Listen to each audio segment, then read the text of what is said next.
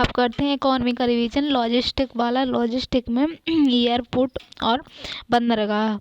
तो इसमें है कोची बंदरगाह केरल। कोची बंदरगाह केरल जो है यह प्राकृतिक प्रवेश द्वार कहा जाता है। यह एक प्राकृतिक बंदरगाह है।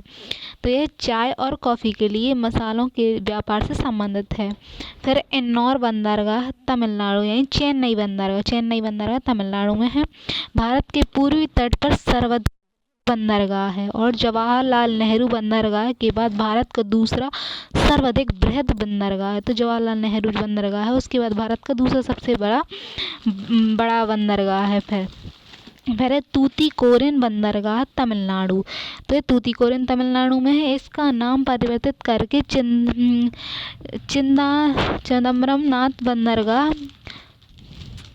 चिदम्बरनार बंदरगाह कर दिया गया है। फिर है एन्नौर बंदरगाह, ये भी तमिलनाडु में है। तो भारत में पहला कॉरपोरेट निगम आधारित बंदरगाह यानी सार्वजनिक कंपनी के रूप में पंजीकृत है। तो सार्वजनिक कंपनी के रूप में पंजीकृत वाला एन्नौर बंदरगाह तमिलनाडु का है। अब है आगे का चेन्नई बंदरगाह। चेन्नई बंदरगाह यह भारत का सर्वाधिक पुराना एवं सर्वाधिक बृहद बंदरगाह है। भारत में सबसे ज़्यादा यात्रा होती हैं यहाँ एन्नौर बंदरगाह में। चेन्नई बंदरगाह तो भारत का सर्वाधिक पुराना बंदरगाह भी कहते हैं और ज़्यादा यात्राएं होती हैं, सबसे ज़्यादा यात्राएं भी यहीं से होती हैं। फिर मुंद्रा बंदरगाह गुजरात में है। तो ये कच्छ जिले के मुंद्रा के पास कच्छ की खाड़ी के उत्तरी तट पर स्थित है। तो मुंद्रा कच्छ की खाड़ी में स्थित है और भारत का सबसे बड़ा निजी बंदरगाह है। इसे गौतम अडानी का है। तो सबसे बड़ा निजी बंदरगाह मुंद्रा बंदरगाह है और कच्छ के रण में है। फिर कांडला बंदरगाह, इसे दीनदयाल बंदरगाह भी कहते हैं गुजरात का। तो कांडला बंदरगाह ज्वारी बंदरगाह है एवं मुक्त व्यापार और खाद्य तेल या कच्चे तेल या नमक, कपास, खाद्यान्न के व्यापार से संबंधित है। तो कांडला बंदरगाह है वो है जहाँ टैक्स नहीं लगता। तो कांडला बंदरगाह, दीनदयाल बंदरगाह भी इसका नाम है और ज्वारी बंदरगाह है। अब है मोरमुगांव बंदरगाह गोवा। तो भारत में लोहे अयस्क के निर्यात में अग्रणीय है। मोरमुगांव बंदरगाह गोवा का है और गोवा में ये बंदरगाह लौह अयस्क के निर्यात में अग्रणीय है। अब है पोर्ट ब्लेयर बंदरगाह। भारत का सबसे छोटा बंदरगाह है पोर्ट ब्लेयर। फिर है कामराज पोर्ट तमिलनाडु। तो एकमात्र निगमित पोर्ट जिसका भारत सरकार द्वारा अधिग्रहण और भारत का एकमात्र निगमित पोर्ट है जो कंपनी अधिनियम के तहत पंजीकृत है। तो कामराज पोर्ट जो है एकमात्र ऐसा पोर्ट है जो कंपनी अधिनियम के तहत अधिकृत है। अब है कोलकाता बंदरगाह। इसे कोलकाता वाले को श्यामा प्रसाद मुखर्जी बंदरगाह भी कहते हैं।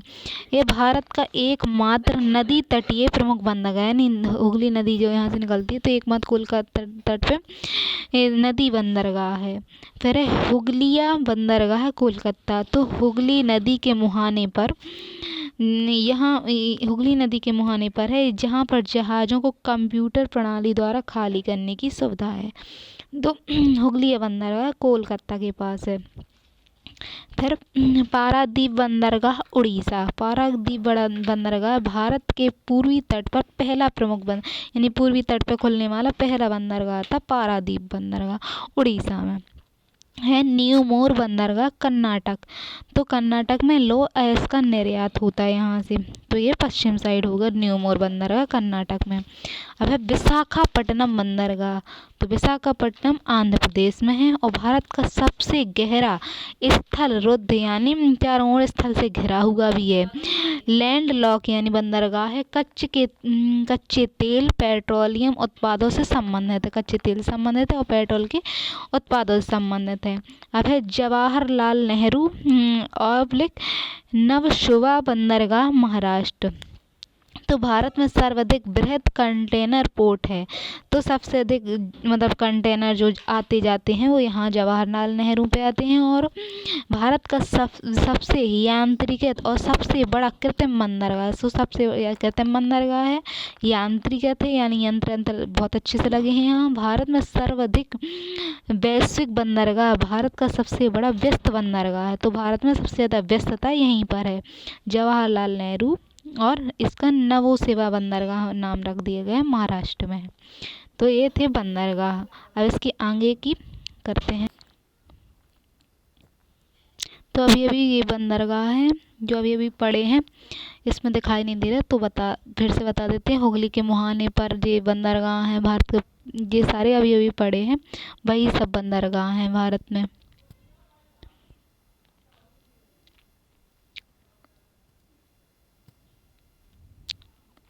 बंदरगाहों के समक्ष चुनौतियां पड़ते हैं। तो वर्तमान में न केवल बंदरगाहों की कार्यप्रणाली सीमित है, बल्कि लॉजिस्टिक प्लेटफॉर्म का विस्तार अपर्याप्त है। तो इतने बंदरगाह हैं जो अपर्याप्त हैं, अभी वहाँ प्रणाली अच्छे से नहीं चल रही है। तटीय क्षेत्रों की कटी फटी संरचना जो प्राकृतिक बंदरगाह के विकास में महत्वपूर्ण भूमिका निभाती है, उसकी कमी के कारण बंदरगाहों का उचित विकास नहीं हो पाता है। यही कारण है कि वैश्विक व्यापार के रास्ते में स्थित होने के बाद भारत की स्थिति विश्व व्यापार के रास्ते में फिर भी अधिकतम लाभ कमाने से वंचित रहा है। अब बंदरगाह के इस तरह से, बंदरगाह किसी बड़े जल निकाय से जुड़ा हुआ एक छोटा जल समूह है, जहाँ जहाज, जलयानों एवं नावों के बड़े जल निकाय के खुले पानी से आश्रय मिलता है। तो बड़े जल यान हैं जो यहाँ आकर अपने कंटेनर भरते हैं और फिर ले जाते हैं, तो खुले पानी में आश्रय उन्हें मिलता है। अब है बंदरगाह उद्योग। जहाज रानी शिपिंग मंत्रालय के अनुसार भारत का लगभग 95% व्यापार मात्रा के हिसाब से 70%, तो जो भारत का लगभग व्यापार प्रतिशत में 95%, तो मात्रा में 70% जो है मूल के हिसाब से, तो समुद्री परिवहन के माध्यम से होता है। भारत में 13 प्रमुख बंदरगाह हैं और 200 से अधिक अधिसूचित लघु और मध्यम बंदरगाह हैं, छोटे छोटे वाले बंदरगाह, और बड़े 13 बंदरगाह हैं। केंद्र सरकार ने बंदरगाह एवं बंदरगाह निर्माण रखरखाव परियोजनाओं के लिए स्वचालित मार्ग के तहत 100% तक प्रत्यक्ष विदेशी निवेश की अनुमति दी है, कि बंदरगाह यदि कोई विदेश की पैसा लगा के बनवाए तो 100% FDI की अनुमति है। सरकार ने बंदरगाहों और अंतर्देशीय राजमार्गों एवं अंतर्देशीय बंदरगाहों का विकास, रखरखाव एवं संचालन करने वाले उद्योगों को 10 वर्ष के कर आवश्यकता की भी सुविधा दी है। इन 10 वर्ष तक के लिए उन्हें ऋण दिया है बंदरगाहों के विकास के, रखरखाव के लिए। तो भारत के जो बंदरगाह हैं इस तरह से पूरी सीमा पर हैं, 13 प्रमुख बंदरगाह हैं। अब है प्राकृतिक बंदरगाह के विकास के लिए विशेष भू संरचना की अनुपलब्धता है, आधुनिकीकरण और वैश्वीकरण की समस्या है। उपयुक्त चुनौतियों को देखते हुए सरकार द्वारा हाल ही में बंदरगाह विकास के लिए विशेष प्रयास किए गए हैं, जिसके अंतर्गत जहाज रानी मंत्रालय ने भारत के समुद्री क्षेत्र में पूरी क्षमता को साकार देने के लिए अनेक कदम उठाए हैं। तो क्षेत्रीय जो सरकार है तो उसने पूरी क्षमता के साथ साकार देने के लिए कदम उठाए हैं। सागरमाला कार्यक्रम, तो इसमें 2015 में आया, केंद्रीय नवीकरणीय ऊर्जा मंत्रालय के अधीन है। इसका उद्देश्य 7500 किलोमीटर की तटरेखा के साथ बंदरगाह अवसंरचना का विकास करना है। तो सड़कों के साथ साथ यहाँ बंदरगाह भी पूरी तट पे विकास करना है। सागरमाला कार्यक्रम के घटक क्या हैं, तो इसमें बंदरगाहों के आसपास प्रत्यक्ष और अप्रत्यक्ष विकास को प्रोत्साहन देना है, तटीय आर्थिक क्षेत्र में बसे लोगों के सतत विकास को प्रोत्साहन देना है, देश के बड़े तटीय शहरों को बेहतर सड़क निर्माण और जल और वायु मार्ग और समुद्री मार्ग से जोड़ना है। तो तटवर्ती जो शहर हैं उनको जल मार्ग, सड़क मार्ग और वायु मार्ग से जोड़ने के लिए है। तो भारत प्रवाह पहल, तो प्रवाह पहल में क्या है, कब, तो 2023 में आई। किसने, तो पत्तनपोत परिवहन और जलमार्ग मंत्रालय के तहत। तो ये पहल थी भारत प्रवाह पहल। इसका उद्देश्य साहित्य, संवाद और संचार के माध्यम से, संवाद और संचार के माध्यम से जनसाधारण के रोजमर्रा के जीवन में नदियों, बंदरगाहों और नौवाहन की भूमिका को प्रदर्शित करना, कि उनके रोजमर्रा के जीवन में किस तरह काम करती हैं। अब है वन नेशन वन पोर्ट। केंद्रीय पत्तन पोर्ट परिवहन जलमार्ग मंत्रालय द्वारा भारत के समुद्री बुनियादी ढांचे के आधुनिकीकरण और विश्व व्यापार में मजबूती लाने के लिए वन नेशन वन पोर्ट की प्रक्रिया शुरू हुई। इसका लक्ष्य देश के सभी प्रमुख बंदरगाहों पर प्रक्रिया को मानकीकृत और सुव्यवस्थित करना है। इसका उद्देश्य बंदरगाहों की दक्षता बढ़ाना, लॉजिस्टिक्स को सुव्यवस्थित करना और व्यापार में पारदर्शिता सुनिश्चित करना है। तो बंदरगाहों में दक्षता बढ़ाई जाएगी, लॉजिस्टिक्स सुव्यवस्थित होगा और व्यापार भी पारदर्शी हो सकेगा। वन नेशन वन पोर्ट के तहत कंटेनर दक्षताओं की संख्या, जो कंटेनर है उनकी संख्या 143 से घटाकर 96 की गई है, बल्कि बल्क कार्गो दस्तावेजों की संख्या, जो दस्तावेज लगते हैं तो उसमें 150 से घटाकर 106 कर दी गई है, जिससे परिचालन में तेजी आएगी। वन नेशन वन पोर्ट के तहत प्रमुख घोषणाएं क्या हैं? तो इसमें घोषणाओं में क्या है? लॉजिस्टिक्स पोर्ट और परफॉर्मेंस इंडेक्स हैं। भारतीय बंदरगाहों की दक्षता और प्रतिस्पर्धात्मकता को बढ़ाने के लिए शुरू किया गया है, यानी बंदरगाहों की प्रतिस्पर्धा बढ़े और दक्षता भी बढ़े। कंटेनर और बाल्कन कार्गो दस्तावेज में 30% तक की कमी लाने का लक्ष्य है, यानी जो दस्तावेज होते हैं जब पोर्ट आते हैं दिखाने के लिए तो उन पर कमी लाना ताकि तेजी आए इन सब में। भारत ग्लोबल पोर्ट कंसोर्टियम यानी भारत के समुद्री पहुंच और आपूर्ति श्रृंखला को मजबूत करना, समुद्र तक पहुंच और आपूर्ति श्रृंखला को मजबूत करना। मेक इन इंडिया और अंतर्राष्ट्रीय लॉजिस्टिक्स में भारत की भूमिका को सशक्त करना। मेक इन इंडिया में अपना अंतर्राष्ट्रीय लॉजिस्टिक्स है जो आने जाने वाला सिस्टम, तो उसमें भारत को सशक्त बनाया जाए। फिर राष्ट्रीय ग्रीन पोर्ट और शिपिंग उत्कृष्टता केंद्र वेबसाइट, तो इसमें क्या है? पर्यावरण अनुकूल बंदरगाह प्रबंधन और हरित शिपिंग संचालन के लिए एक पहल है। इसमें कार्बन ऊर्जा में कमी आएगी और स्वच्छ ईंधन को बढ़ावा देने पर ध्यान दिया जाएगा। इसके अंतर्गत है मैत्री मास्टर एप्लीकेशन, तो AI और ब्लॉकचेन तकनीक से व्यापार प्रक्रियाओं का डिजिटल एकीकरण किया जाएगा। समुद्री विकास को इसमें वित्त पोषण को बढ़ावा देने और निजी निवेश को आकर्षित करने के लिए 25,000 करोड़ रुपए तक का आवंटन किया गया है। भारतीय शिपयार्ड और जहाज निर्माण उद्योग के विकास पर इसका फोकस होगा। अब है भारत समुद्री सप्ताह, तो इसे 27 से 31 अक्टूबर 2025 में आया मुंबई में। समुद्री विरासत और विकास को बढ़ावा देने के लिए दुनिया का सबसे बड़ा समुद्री सम्मेलन है।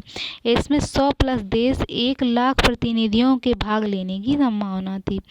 और विमानपत्तन, तो वर्तमान में देश में 148 हवाई अड्डे हैं। विमान के बारे में तो 148 हवाई अड्डे हैं, जिनमें से 34 अंतर्राष्ट्रीय हैं, तो 34 अंतर्राष्ट्रीय स्तर के हैं और बड़े हवाई अड्डे 148 हैं। सीट क्षमता के मामले में भारत विश्व का तीसरा सबसे बड़ा घरेलू बाजार है, तो इसमें जो सीट क्षमता है उसमें भारत का है तीसरा बड़ा घरेलू बाजार है, इसमें विमान के मामले में सेवाएं देता है। फिर है 56.8% बाजार हिस्सेदारी के साथ इंडिगो, 56% की बाजार में हिस्सेदारी है इंडिगो की। इंडिगो घरेलू बाजार का अग्रणी हवाई अड्डा है, तो इंडिगो की सबसे ज़्यादा फ्लाइट उड़ती हैं। इसके बाद विस्तारा का 8.9% है। फिर एयर इंडिया 8.8% तक का है। वर्ष 2016 में राष्ट्रीय नागरिक उड्डयन नीति के तहत घरेलू एयरलाइनों के लिए घरेलू परिचालन हेतु कम से कम 20 विमान रखना अनिवार्य है। तो घरेलू जो नगरीय नीति है तो उसके तहत घरेलू एयरलाइनों के लिए 20 विमान रखना अनिवार्य था। अब है उड्डयन योजना, तो क्षेत्रीय विमान बाजार को विकास करने की दिशा में एक नवोन्मेषी कदम है। इसमें 2016 में केंद्रीय नगर विमानन मंत्रालय द्वारा जारी किया गया और इसके प्रमुख उद्देश्य हैं क्षेत्रीय एयर कनेक्टिविटी, क्षेत्रों का एयर माध्यम से कनेक्टिविटी करना। उद्देश्य है इसका वैश्विक स्तर पर अपनी तरह की पहली योजना है जो क्षेत्रीय मार्गों पर सस्ती एवं लाभप्रद उड़ानों को बढ़ावा देती है। यानी हर क्षेत्रों को जोड़ के सस्ती उड़ान देती है और आम आदमी वहनीय कीमत पर हवाई यात्रा कर सकता है। योजना के तहत विमान में उपलब्ध कुल सीटों में से आधी 50% सीटों के लिए प्रति घंटा 500 किलोमीटर की यात्रा उड़ान के लिए 2500 रुपये तक का किराया वसूला जाएगा। यानी आम आदमी से 2500 तक का किराया वसूला जाएगा और प्रति घंटा 500 किलोमीटर के हिसाब से। इसे एयरलाइन के होने वाले नुकसान की भरपाई सरकार द्वारा की जाएगी, क्योंकि योजनाओं में जिन हवाई अड्डों पर उड़ान योजना शुरू की जाएगी उनका चयन राज्य सरकार के परामर्श से किया जाएगा। तो उड़ान योजना हर एयरपोर्ट पर नहीं होगी, जहां होगी जिस राज्य में तो उस राज्य के परामर्श से किया जाएगा। अब है भारतीय विमानपत्तन प्राधिकरण। विमानपत्तन प्राधिकरण की स्थापना 1955 में हुई। केंद्रीय नगर विमान मंत्रालय के अधीन है नगरपत्तन और इसमें विमानपत्तनों का प्रबंधन करना। उसका मुख्यालय नई दिल्ली में है। वर्तमान अध्यक्ष इसके संजीव कुमार हैं। सार्वजनिक क्षेत्र का उपक्रम श्रेणी 1 में आता है ये। अब है डिजिटल यात्रा। तो डिजिटल यात्रा में ऑटोमेटिक फेशियल रिकॉग्निशन टेक्नोलॉजी पर आधारित एक ऐप है। इस ऐप में क्या है, देश को 4 हवाई अड्डों यानी वाराणसी, पुणे, कलकत्ता और विजयवाड़ा में शुरू की गई है डिजिटल यात्रा। डिजिटल यात्रा फाउंडेशन द्वारा विकसित कंपनी अधिनियम 2013 की धारा 8 के तहत 2019 में संयुक्त उद्यम कंपनी के तौर पर स्थापित हुई। तो ये कंपनी अधिनियम 2013 के तहत स्थापित है। इसमें क्या है, नोडल एजेंसी इसकी विमानपत्तन प्राधिकरण है। जिसमें ग्रीन फील्ड हवाई अड्डा। अब ग्रीन फील्ड हवाई अड्डा एक ऐसा हवाई अड्डा होता है जो पूरी तरह से नए और अविकसित स्थानों पर शुरू किए जाते हैं। नई क्षेत्र में जब विकसित किए जाते हैं तो उन्हें ग्रीन फील्ड हवाई अड्डा कहते हैं। इनमें कोई पूर्व या निर्मित बुनियादी ढांचे या सुविधाएं नहीं होती, पहले से निर्मित कोई चीज़ नहीं होती, शुरू से बनाया जाता है। इसे आधुनिक तकनीकों और आवश्यकताओं के अनुसार डिजाइन किया जाता है। भारत सरकार के दिशा निर्देशों के अनुसार नए ग्रीनफील्ड हवाई अड्डे की दूरी मौजूदा हवाई अड्डे से 150 किलोमीटर से अधिक होनी चाहिए। जो नया बनाया जाएगा वो 150 किलोमीटर दूरी पर होगा। भारत में वर्तमान में 16 ग्रीनफील्ड हवाई अड्डे चालू हैं और कई अन्य निर्माणाधीन हैं, यानी निर्माण में अभी 16 बन रहे हैं।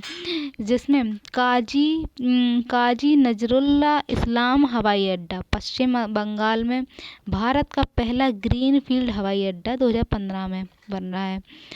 अब है राजकोट अंतर्राष्ट्रीय हवाई अड्डा गुजरात में, फिर मोपा अंतर्राष्ट्रीय गोवा में, शिवामेगा कर्नाटक में, काला बुल्गारी वाला भी कर्नाटक में। अब है होलगी या डोनी पोलो तो ये अरुणाचल प्रदेश में विकसित हो रहा है। फिर ईटानगर हवाई अड्डा अरुणाचल प्रदेश में, कुशीनगर तो उत्तर प्रदेश का है ये, पाकयोंग सिक्किम में है, सीडी तो महाराष्ट्र में है, सिंधु दुर्ग हवाई अड्डा तो ये भी महाराष्ट्र में है। फिर ओरवा कॉल हवाई अड्डा आंध्र प्रदेश में है, राजीव गांधी अंतर्राष्ट्रीय हवाई अड्डा हैदराबाद में। इस तरह से ये अड्डे विकसित किए जा रहे हैं, निर्माण किए जा रहे हैं। मिश्रित विमान टाइवन ईंधन पर आधारित देश की पहली वाणिज्य यात्री उड़ान। तो मिश्रित विमान टाइवन ईंधन है, उस पर पहली उड़ान हुई है। स्वदेश रूप से निर्मित सतत विमान ईंधन, यही स्वदेश में उस ईंधन का निर्माण किया गया का उपयोग करते हुए देश की पहली वाणिज्यिक यात्री उड़ान हुई। इसमें क्या है, पहली घरेलू वाणिज्यिक उड़ान जिसमें 1% तक CAF मिश्रित पुणे से दिल्ली के लिए एयर एशिया द्वारा चलाई गई। तो घरेलू रूप से बनने वाले ईंधन के रूप में ये चलाई गई है। अब है निर्माणाधीन या प्रस्तावित ग्रीन हवाई अड्डे। तो अभी और जो बनने हैं उसमें नवी मुंबई अंतर्राष्ट्रीय हवाई अड्डा बनना है महाराष्ट्र में, पुरंदर अंतर्राष्ट्रीय पुणे में, फिर चेन्नई ग्रीनफील्ड तमिलनाडु में, वारंगल तेलंगाना में, धालभूमगढ़ जमशेदपुर में, फिर नया हवाई अड्डा गोरखपुर, कोटा हवाई अड्डा राजस्थान और पुरी हवाई अड्डा उड़ीसा। तो ये सारे अभी बनने के लिए अभी हैं कि बनेंगे। अब आगे है सतत ईंधन, सतत विमान ईंधन एक जैविक ईंधन है जिसका उपयोग विमान को चलाने के लिए किया जाता है। पारंपरिक जेट ईंधन के समान गुण होता है, लेकिन कम कार्बन फुटप्रिंट होता है। पारंपरिक जेट के विपरीत सेल्फ एसएएफ का उत्पादन नवीकरणीय स्रोतों जैसे कृषि अपशिष्टों, ठोस के अपशिष्टों और वानिकी अपशिष्टों से होता है। तो ये सतत विमान ईंधन जो बनाया गया है एसएएफ कहते हैं जिसे, तो ये अपशिष्टों से मिलकर बनाया गया होता है। एसएएफ में पारंपरिक जेट ईंधन की तुलना में ग्रीन हाउस गैस को 80% तक कम करने की क्षमता होती है, यानी ग्रीन हाउस गैस जो है 80% तक कम उत्सर्जन करता है वो। और स्वास्थ्य के लिए तो संगठन मतलब स्वास्थ्य जो है अपना है सेवा क्षेत्र में कि स्वास्थ्य का क्षेत्र है, पहले पर्यटन था, अब फिर लॉजिस्टिक में सड़क हो गई, रेल हो गया, पत्तन यानी बंदरगाह हैं और विमान हो गए। अब है स्वास्थ्य के क्षेत्र, तो ये भी सेवाएं देने का काम करता है और शिक्षा भी सेवा देने का काम करती है, तो वो भी पढ़ेंगे आगे।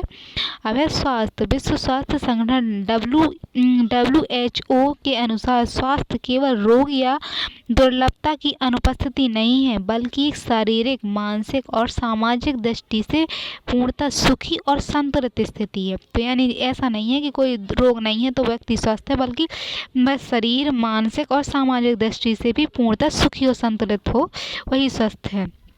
भारत में लगभग 1,59,000 उपकेंद्र और 31,882 प्राथमिक स्वास्थ्य केंद्र हैं और 6,349 सामुदायिक स्वास्थ्य यानी समुदाय के द्वारा बनाए गए केंद्र हैं जो बुनियादी स्वास्थ्य सेवाएं उपलब्ध कराते हैं। तो 1,49,000 क्या है भारत में स्वास्थ्य उपकेंद्र हैं और प्राथमिक स्वास्थ्य केंद्र 31,000 हैं।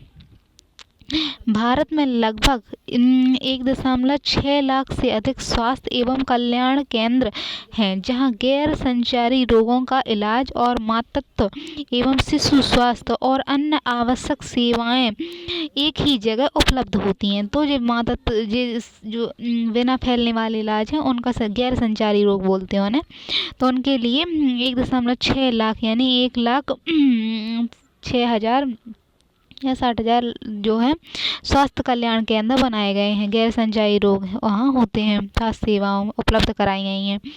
भारत में औसतन 834 लोग हैं, उस पर एक डॉक्टर उपलब्ध है, जो कि विश्व स्वास्थ्य संगठन WHO के मानक यानी WHO के अनुसार 1,000 लोगों पर एक डॉक्टर होना चाहिए। तो भारत में इतने 834 लोगों पर एक डॉक्टर है, बेहतर है। तो जन स्थिति कैसी है? भारत का स्वास्थ्य क्षेत्र पर अपने कुल GDP का 2.1% खर्च करता है, यानी भारत GDP का 2% तक खर्च करता है, जबकि WHO के मानव स्वास्थ्य पर WHO जो कहता है कि उसके अनुसार GDP का 5% खर्च किया जाना चाहिए। सरकार ने स्वास्थ्य केंद्रों के लिए भारतीय सार्वजनिक स्वास्थ्य मानक 2007 बनाए हैं, लेकिन अभी केवल 3.4% उपकेंद्रों और 13% प्राथमिक स्वास्थ्य केंद्र ही इन मानकों को पूरा कर पा रहे हैं। तो जो स्वास्थ्य मानक बनाए हैं उनको बहुत कम यानी 13% ही लोग पूरा कर पा रहे हैं। अब आगे है सार्वजनिक क्षेत्र में प्रति 1,000 लोगों पर 1.4 बिस्तर है, यानी 1,000 लोग हैं और उन पर 1.4 बिस्तर उपलब्ध हैं, जबकि विश्व स्वास्थ्य संगठन का मानक है कि 1,000 लोगों पर 3.5 होने चाहिए। तो वो कम है, बिस्तर कम है भारत में। ग्रामीण क्षेत्रों में प्राथमिक स्वास्थ्य केंद्रों पर डॉक्टरों के पदों में 27% रिक्त स्थान, यानी ग्रामीण केंद्रों में डॉक्टरों की कमी है। ग्रामीण क्षेत्रों में नर्सों और सहायता स्वास्थ्यकर्ताओं के 40% पद खाली हैं। तो डॉक्टरों के 27% खाली हैं और नर्स जो होते हैं स्वास्थ्य के सहायता वाले, तो उनमें 40% पद खाली हैं। भारत में स्वास्थ्य सेवा प्रणाली की संरचना, तो प्राथमिक स्वास्थ्य सेवा ये सबसे पहला संपर्क बिंदु है। यहाँ बुनियादी स्वास्थ्य सेवाएं दी जाती हैं, जैसे टीकाकरण, मातृत्व एवं शिशु स्वास्थ्य, सामान्य बीमारियों की रोकथाम और स्वास्थ्य शिक्षा। सो प्राथमिक सेवाएं दी जाती हैं कि टीकाकरण करा दिया जाता है, शिशु के स्वास्थ्य संबंधित बीमारियां रोकथाम आदि की कर दी जाती है छोटे स्तर पर। इसे राज्य सरकारें, जिला स्वास्थ्य प्राधिकरण और पंचायतों के माध्यम से संचालित करती है। तो हर पंचायत के यहाँ पर एक अस्पताल टाइप होता है और वहाँ स्वास्थ्य की सेवाएं होती हैं। इसके अंदर उप केंद्र यानी प्राथमिक स्वास्थ्य केंद्र और स्वास्थ्य और एवं कल्याण केंद्र मुख्य सेवा प्रदान करते हैं। और द्वितीय स्वास्थ्य सेवा में क्या है, इसमें ज़्यादा विशेष चिकित्सा देखभाल दी जाती है, जिसे जिला और क्षेत्रीय अस्पताल तथा सामुदायिक स्वास्थ्य केंद्र संचालित करते हैं। जिला स्तर पर जो स्वास्थ्य के लिए अस्पताल बनाए जाते हैं, वहाँ राज्य सरकार इसे प्रबंधित करती हैं और राज्य सरकार चलाती हैं। तृतीय स्वास्थ्य केंद्र ये उच्च स्तरीय और जटिल उपचार के लिए होते हैं, जैसे कैंसर इलाज, अंग प्रत्यारोपण और जटिल सर्जरी के लिए होते हैं। इसमें एम्स, मेडिकल कॉलेज और विशेष अस्पताल संचालित करते हैं। इसे केंद्र और राज्य दोनों प्रबंधित करते हैं, तो केंद्र और राज्य दोनों इसमें सहयोग देते हैं।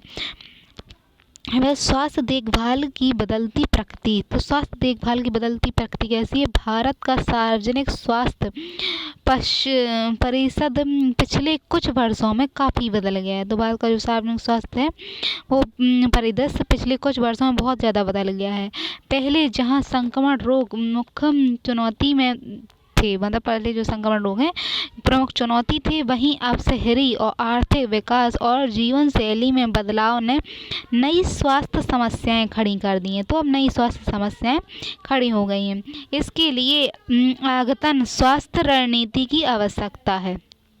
गैर संचारी रोग एनसीडी, मधुमेह, हृदय रोग एवं कैंसर जैसी बीमारियां आज वैश्विक स्तर पर 60% से अधिक मृत्यु के लिए जिम्मेदार हैं। तो गैर संचारी रोग में जो बीमारियां हो जाती हैं, जैसे तो डायबिटीज हो जाती है, हार्ट की बीमारी हो जाती है, कैंसर बीमारियां हो जाती, तो विश्व स्तर पर 60% से अधिक लोग ऐसी बीमारियों से मर जाते हैं। अब विश्व स्वास्थ्य संगठन का अनुमान है कि अगले दशक में 70% की वृद्धि होने, अगले जो दशक आएगा उसमें 70% की इन बीमारियों में वृद्धि होगी। भारत में और ये गंभीर है, क्योंकि यह उत्पादक आयु वर्ग को प्रभावित करता है और स्वास्थ्य बजट को बोझ बढ़ाता है। तो स्वास्थ्य बजट में क्या है, ये बोझ बढ़ाता है। मानसिक और जो जेनेटिक स्वास्थ्य खतरे, तो मानसिक जो खतरे हैं और जेनेटिक से संबंधित जो खतरे हैं, तो भारत में मानसिक स्वास्थ्य समस्याएं तेजी से बढ़ रही हैं। अवसाद, चिंता, तनाव और हर वर्ग में दिखाई देता है। तो अवसाद हैं, चिंता है, तो हर वर्ग में इस स्वास्थ्य संबंधी मानसिक बीमारियां दिखती हैं। वहीं कोविड-19 जैसी महामारी ने दिखाया है कि जेनेटिक रोग कितने खतरनाक हो सकते हैं।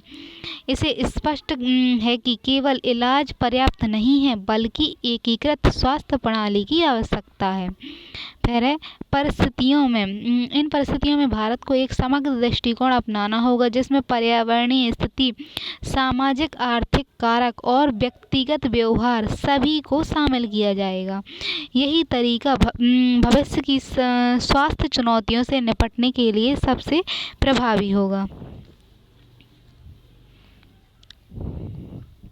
भारत में स्वास्थ्य क्षेत्र के संबंध में विद्यमान चुनौतियां, तो भारत में स्वास्थ्य क्षेत्र है जो उसके संबंध में कौन सी चुनौतियां हैं, तो जलवायु परिवर्तन भारत के स्वास्थ्य के लिए बड़ा खतरा बनकर उभरा है, जलवायु परिवर्तन। फिर लगातार बढ़ते तापमान के कारण हीट स्ट्रोक और हाइड्रेशन की घटनाएं बढ़ रही हैं।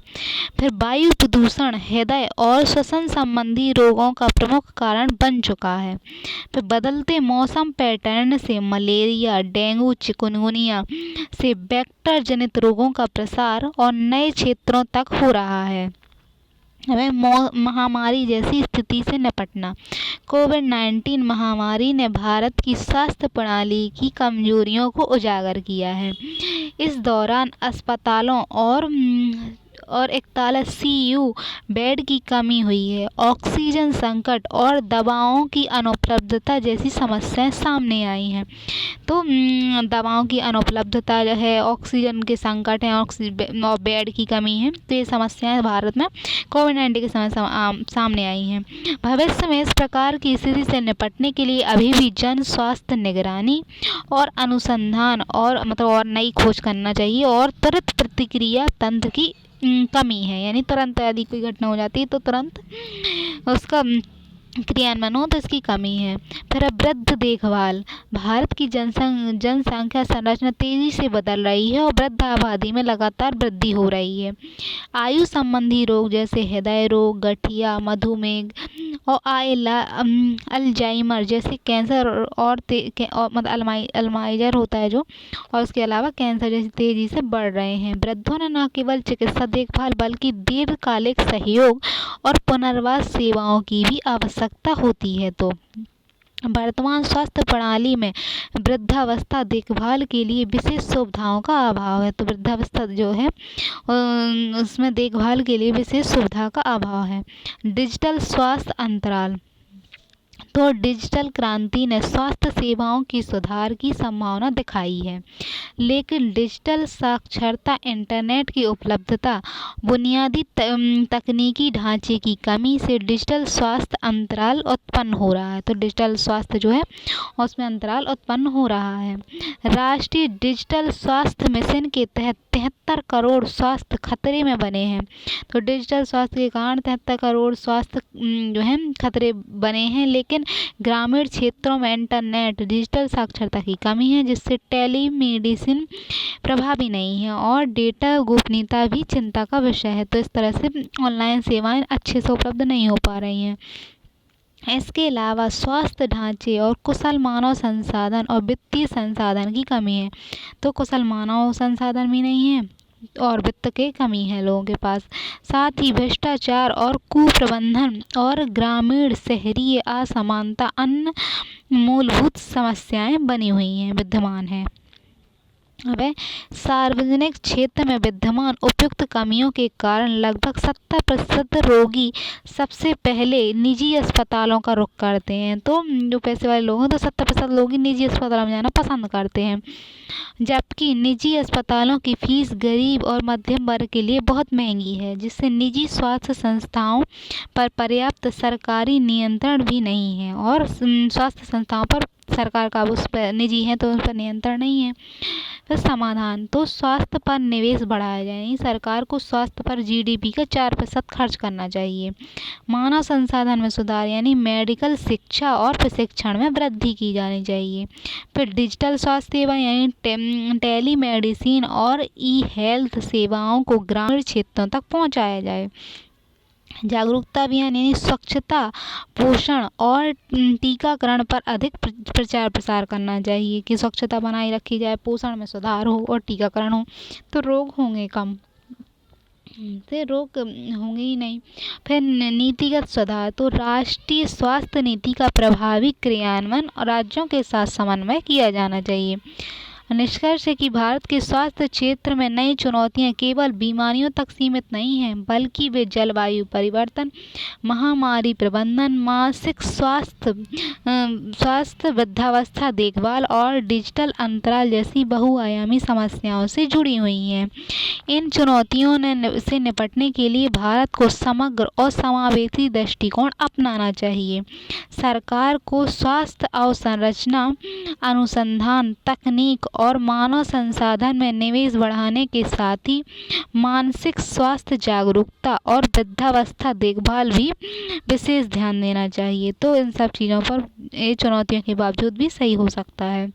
दृष्टिकोण विश्व में कैसा है, तो विश्व स्वास्थ्य संगठन की मुख्य विश्व जो स्वास्थ्य संगठन है उसके प्रमुख वैज्ञानिक डॉक्टर सोमैया स्वामीनाथन ने बताया है कि वन हेल्थ के लिए एक नियामक एजेंसी की स्थापना की सिफारिश की है उन्होंने।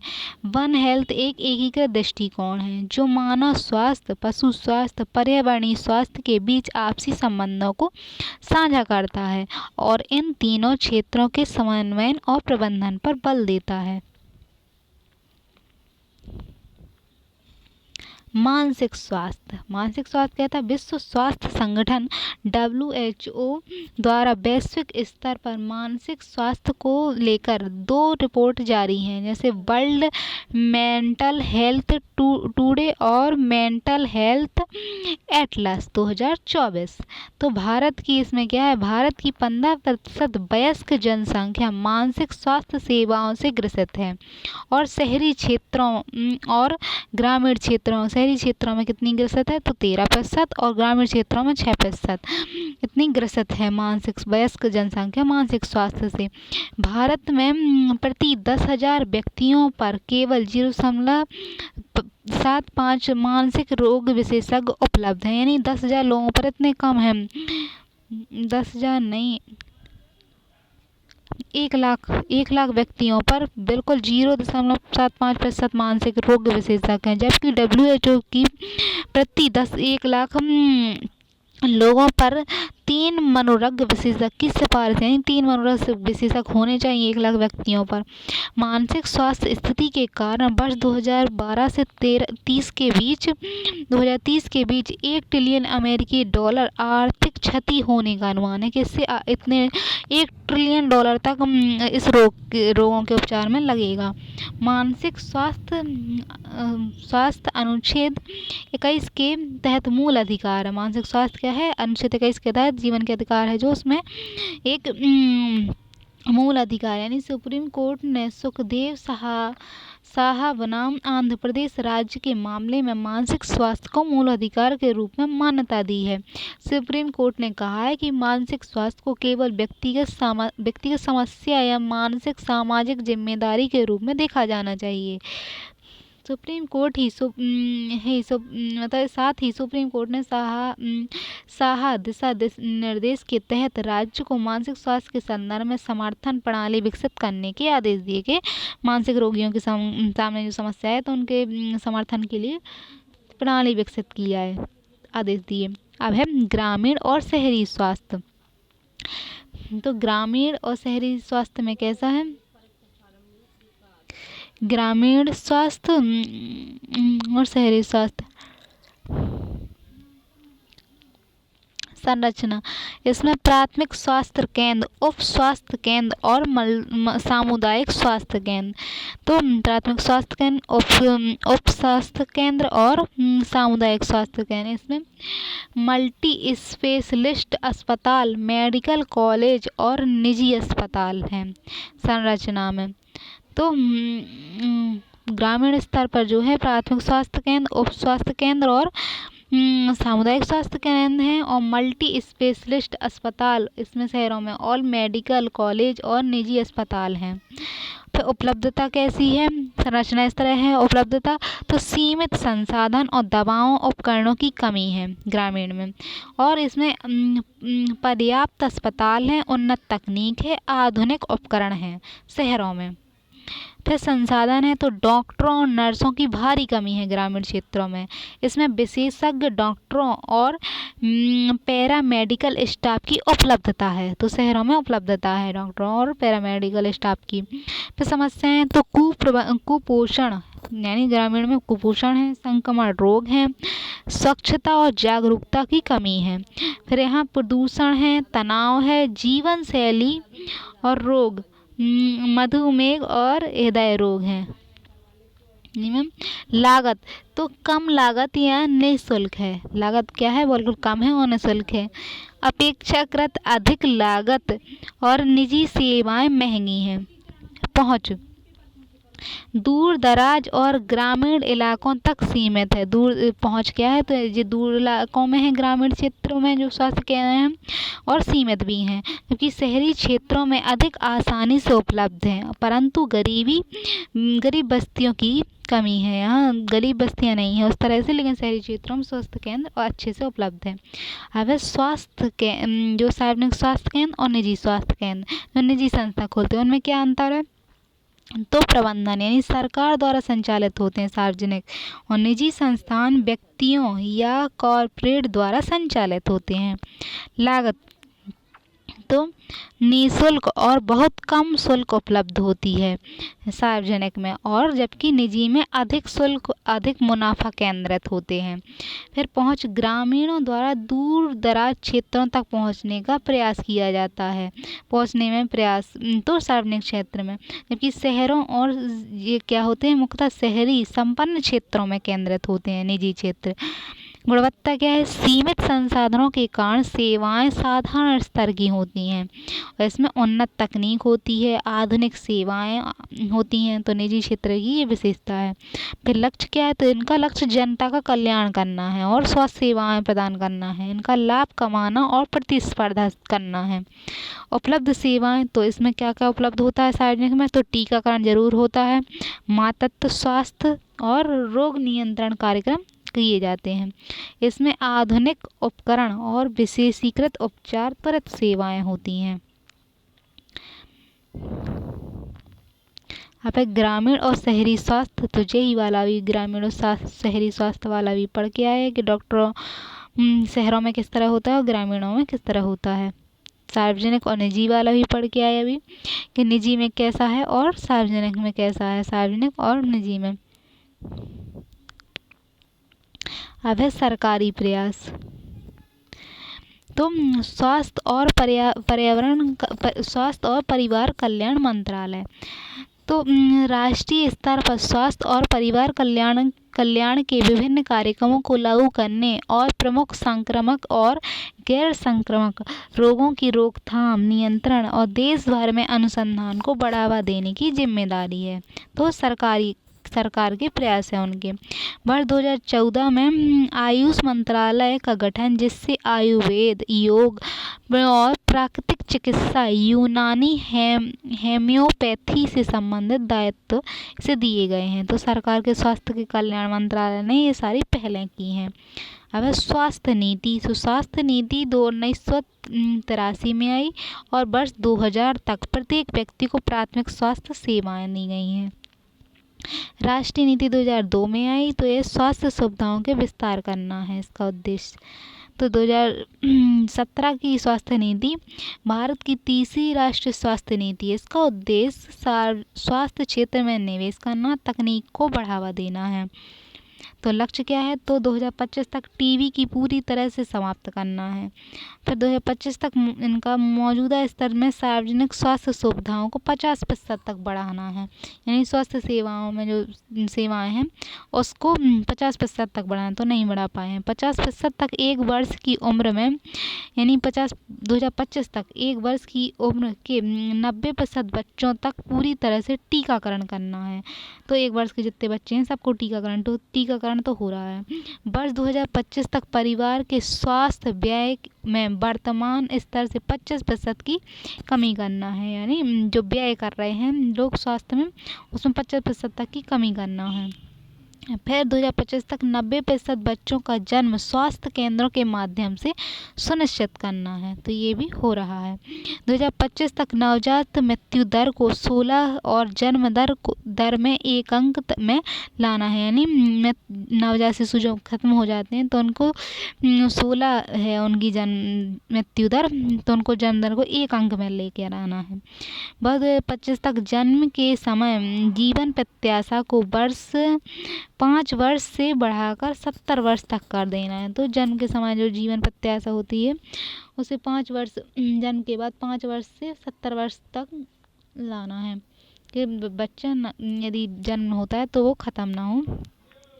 फिर वर्ष 2025 तक 5 वर्ष से कम उम्र के बच्चों के बौनेपन की समस्या और 40% तक कम करना है। तो बौनेपन की जो समस्या है 5 वर्ष के बच्चों में उसको 40% तक कम करना है। 2025 तक हृदय रोग, मधुमेह और पुराने श्वसन और कैंसर जैसी बीमारियों से होने वाली मृत्यु को 25% तक कम करने का लक्ष्य है। फिर स्वास्थ्य नीतियों की कमियां, क्या कमियां हैं? तो स्वास्थ्य जीडीपी का खर्च अभी भी कम है, राज्यों की नीति प्रभावी रूप से लागू नहीं है, ग्रामीण क्षेत्रों में स्वास्थ्य सेवाएं अभी भी सीमित हैं और मानव संसाधन की गुणवत्ता में अंतर है, यानी मानव के जो चिकित्सक हैं उनकी गुणवत्ता में अंतर है और कमी भी है। फिर अनुसंधान और नवाचार की कमी है, यानी नई टेक्नोलॉजी नहीं आ पा रही है, ग्रामीण क्षेत्रों तक तो बिल्कुल नहीं आ पा रही है। फिर स्वास्थ्य नीतियों के प्रभाव का नियमित मूल्यांकन किया जाना चाहिए, नियम मूल्यांकन कम है, तो स्वास्थ्य नीतियों का मूल्यांकन किया जाना चाहिए। तो निष्कर्ष है कि राष्ट्रीय स्वास्थ्य नीति 2017 ने भारत में स्वास्थ्य सुधार की जो दिशा तय की है, लेकिन इसकी सीमाएं बदलते समय और चुनौतियां नई नीति की आवश्यकता को सिद्ध करती हैं। इसमें चुनौतियां भी हैं और सीमाएं भी, इसलिए नई नीति आनी चाहिए और नई नीति को समानता, गुणवत्ता, डिजिटल तकनीक और वित्त सुरक्षा, मानव संसाधन सुदृढ़ता पर आधारित होना चाहिए। राष्ट्रीय स्वास्थ्य मिशन, तो नेशनल हेल्थ मिशन जो है वर्ष 2013 में राष्ट्रीय स्वास्थ्य मिशन 2005 और राष्ट्रीय शहरी स्वास्थ्य मिशन 2013 को मिलाकर शुरू किया गया। तो ग्रामीण और शहरी दोनों को मिलाकर शुरू किया गया राष्ट्रीय स्वास्थ्य मिशन। इसके तहत शिशु मृत्यु दर, मातृत्व मृत्यु दर और संचारी व गैर संचारी रोगों पर नियंत्रण किया जाए और जनसांख्यिकी को संतुलित और सुनिश्चित करने का प्रयास है। फिर न्याय संगत, सस्ती और गुणवत्तापूर्ण स्वास्थ्य देखभाल सेवाओं तक सार्वभौमिक पहुंच की परिकल्पना है। अब सरकारी प्रयास, तो सरकारी प्रयास में जो परिवार कल्याण मंत्रालय, उसने स्वास्थ्य और परिवार कल्याण मंत्रालय इसने राष्ट्रीय स्तर पर स्वास्थ्य और परिवार कल्याण के कार्यक्रमों को लागू करने और प्रमुख संक्रामक रोग और गैर संचारी रोगों को रोकथाम, नियंत्रित और देश में अनुसंधान को बढ़ावा देने की जिम्मेदारी दी गई है। तो किसे दी गई है? स्वास्थ्य और परिवार कल्याण मंत्रालय को दी गई है कि रोकथाम करना और नए अनुसंधान भी किए जाएं। 2014 में आयुष मंत्रालय का गठन हुआ, जिसने आयुर्वेद, योग, यूनानी ये सब बता दिया गया है। फिर स्वास्थ्य नीतियाँ आई, तो 2 स्वास्थ्य नीतियाँ आई थी, 2000 की और 2002 की। इसमें स्वास्थ्य सेवाएं विस्तार किया गया है। राष्ट्रीय स्वास्थ्य नीति 2017, ये हम आपको बता चुके हैं। फिर ये 15 तक लक्ष्य थे इनके। स्वास्थ्य मिशन भी हो गया है। अब इनके लक्ष्य, जो नेशनल राष्ट्रीय स्वास्थ्य मिशन है उसके लक्ष्य, तो इसका लक्ष्य है मानव मृत्यु दर को 1000 पर एक के स्तर तक लाना, यानी 1000 महिलाओं पर एक बस तक मृत्यु हो, इतना लक्ष्य तय किया गया है। शिशु दर, तो इसमें 1000 पर 25 के स्तर तक लाना है कि 1000 पर प्रति 25 बच्चे की ही मृत्यु से कम हो। कुल प्रजनन दर को कम करके 2.1% तक लाना है, यानी प्रजनन दर भी कम हो, इतनी ज़्यादा नहीं तो जनसंख्या बढ़ रही है। फिर 15 से 49 वर्ष की महिलाओं को एनीमिया रोकथाम एवं नियंत्रण करना है। तो एनीमिया जो रोग हो जाते हैं तो उनको नियंत्रित करना और रोकथाम करना है। आयुष्मान भारत मिशन, आयुष्मान भारत प्रधानमंत्री जन आरोग्य योजना, तो इसमें क्या है? इसका उद्देश्य प्रति परिवार प्रति वर्ष 5 लाख रुपए तक का मुनाफा और स्वास्थ्य बीमा प्रदान करना है। तो प्रत्येक परिवार को 5 लाख तक का, इसमें जो प्रधानमंत्री की आरोग्य योजना है उसमें 5 लाख रुपए तक की मुफ्त स्वास्थ्य बीमा दिया जा रहा है। इसमें 12 करोड़ गरीब और कमजोर परिवारों को, यानी लगभग 55 करोड़ लोगों को स्वास्थ्य सेवा है। 2024 में केंद्र सरकार द्वारा योजना के लाभार्थी कवरेज में विस्तार को मंजूरी दी गई है।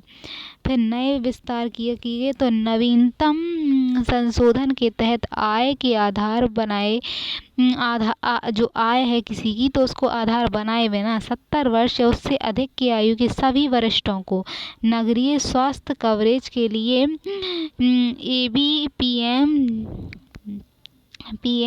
जनधन योजना JAY का लाभ उठाने के लिए पात्र होंगे। यानी प्रधानमंत्री आयुष्मान भारत प्रधानमंत्री जन आरोग्य योजना, तो PM जन आरोग्य योजना का लाभ उठाने के लिए पात्र होगा प्रत्येक 70 वर्ष का व्यक्ति, जिसके लगभग 6 करोड़ वरिष्ठ नागरिकों को लाभ होगा। तो 6 करोड़ लोगों को लाभ होगा। इससे 5 लाख रुपए तक निःशुल्क स्वास्थ्य बीमा कवरेज इन्हें प्राप्त होगा।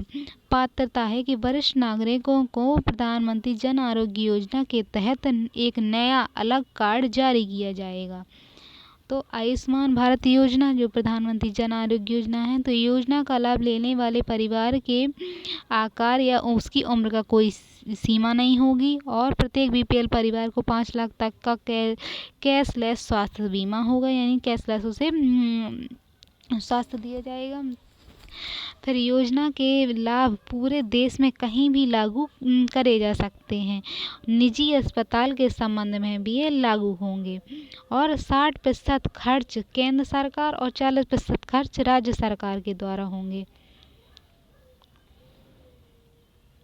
अब है नए विस्तार। तो नवीन संशोधन के तहत आय को आधार बनाए बिना 70 वर्ष या उससे अधिक आयु के सभी वरिष्ठों के लिए होगा जी।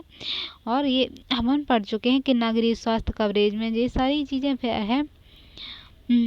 आयुष्मान भारत स्वास्थ्य अवसंरचना मिशन, तो इसके तहत क्या है, योजना की घोषणा 2021-22 के बजट भाषण में प्रधानमंत्री द्वारा आत्मनिर्भर स्वास्थ्य भारत योजना के रूप में की गई। बाद में इस योजना का नाम बदलकर PM आयुष्मान भारत स्वास्थ्य अवसंरचना मिशन कर दिया गया। तो इसमें स्वास्थ्य के संबंध में जो अवसंरचना यानी इंफ्रास्ट्रक्चर बनाना एक केंद्र प्रायोजित योजना है। इस योजना की अवधि 6 वर्ष है, 2026 तक होगी 22 से। और राष्ट्रीय सिकल सेल एनीमिया उन्मूलन मिशन आया फिर। तो 1 जुलाई 2023 को प्रधानमंत्री द्वारा मध्य प्रदेश के शहडोल से राष्ट्रीय सिकल सेल एनीमिया उन्मूलन मिशन की शुरुआत हुई। तो इसका लक्ष्य 2025 से मतलब 23-24 से 25-26 तक 3 वर्ष की अवधि में लगभग 7 करोड़ लोगों को स्क्रीनिंग करना है, लोगों की जांच करना है और वर्ष 2047 तक सिकल सेल एनीमिया को समाप्त करना। तो 3 वर्ष तक उसकी जांच करना हो और फिर उस एनीमिया रोग जो है सिकल सेल एनीमिया, तो उसको पूरी तरह से ख़त्म करना है। तो ये रिवीजन कंप्लीट।